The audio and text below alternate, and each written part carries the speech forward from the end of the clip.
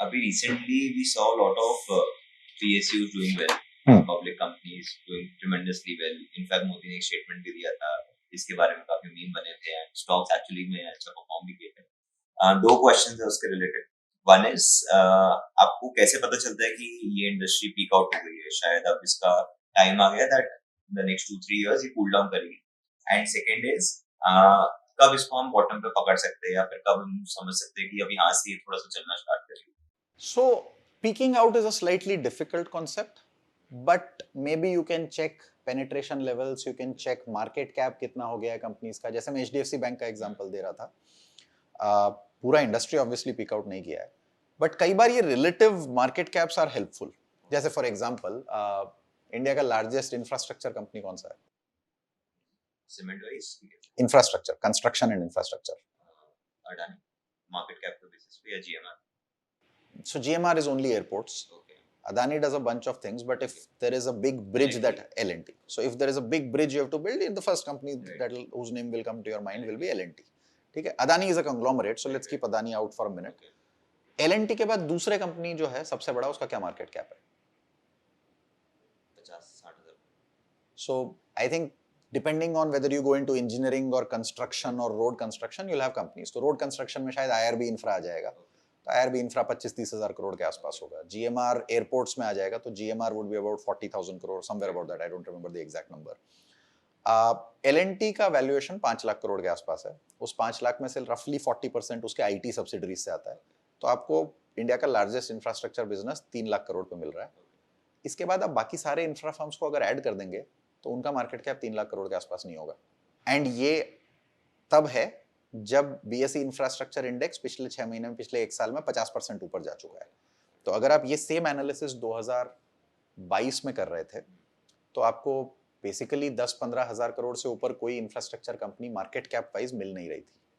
अब I don't know which one will do well, which one won't do well. It's a difficult segment. I'm not an expert there. But you can't build all this infra in India with one company being the size of 3 lakh crore on infra. There have to be other companies that have to come up. मतलब बनाएगा कौन?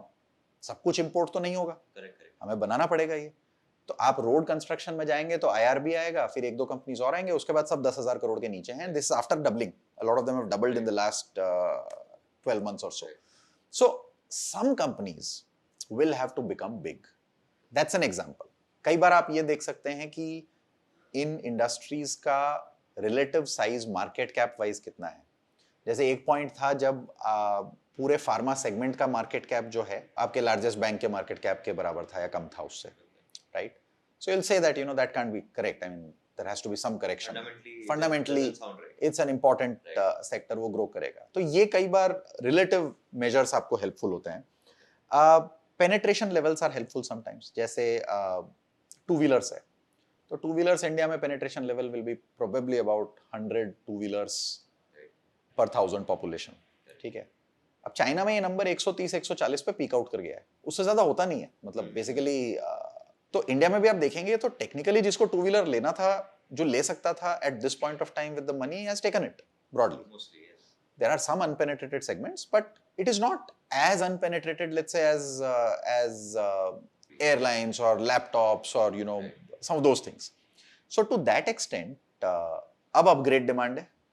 अगर हम EV की बात कर रहे हैं टू व्हीलर्स में, तो वो रिप्लेसमेंट है. वो किसी एग्जिस्टिंग बाइक को रिप्लेस करेगा. नया डिमांड नहीं है, right?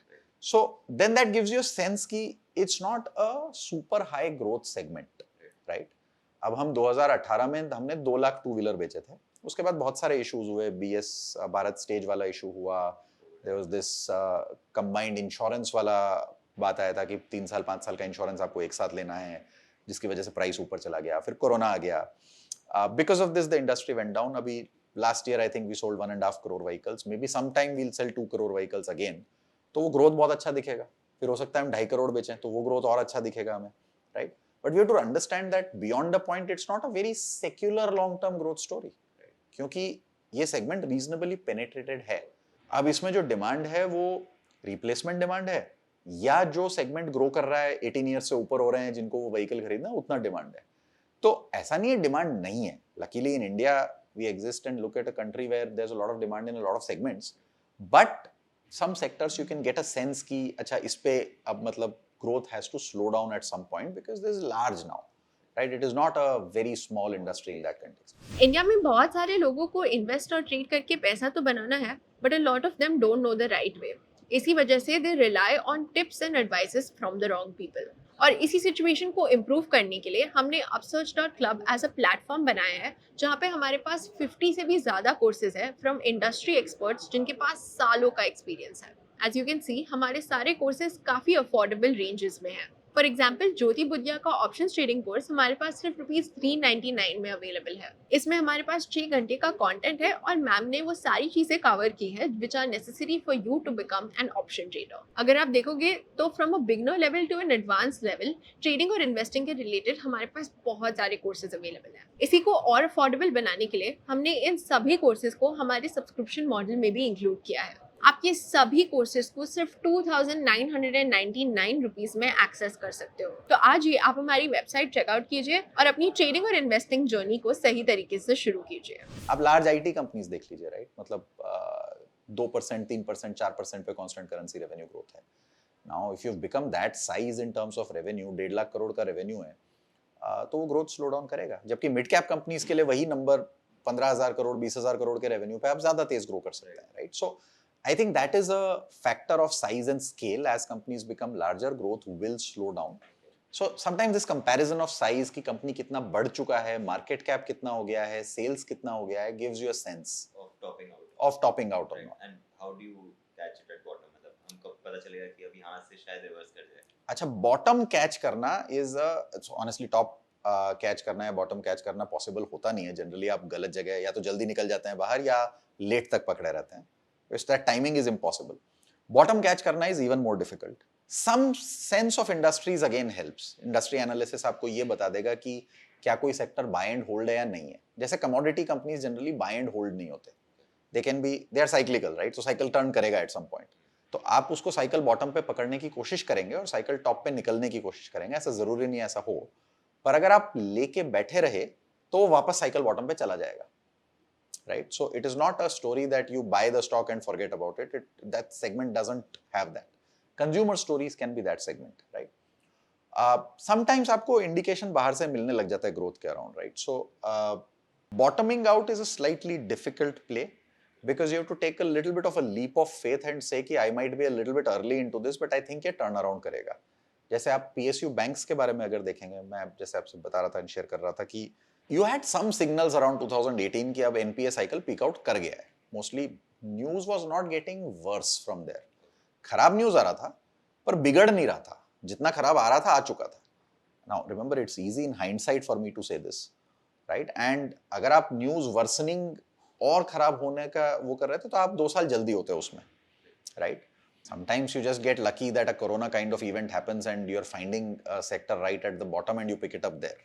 Right? For example, PSU banks are a classic case there where you were basically catching that sector at the bottom. Right? Pharma was a classic case कि 2015 से लेके 2020 के बीच में pharma sector did not do too much.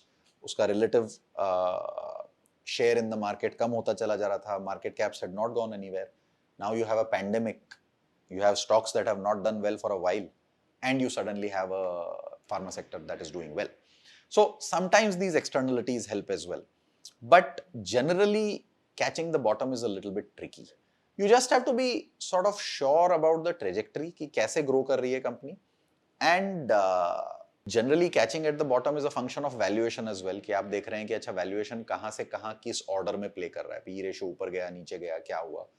And फिर आप देख रहे हैं कि अच्छा ठीक है, this may be a good time for me to kind of look at the company in that context. So generally, pessimism जब ज़्यादा है तो odds आपके फेवर में है. That does not mean कि pessimism buy करेंगे तो आपको हमेशा benefit होगा. It is possible कि 2 साल और pessimism चल जाए.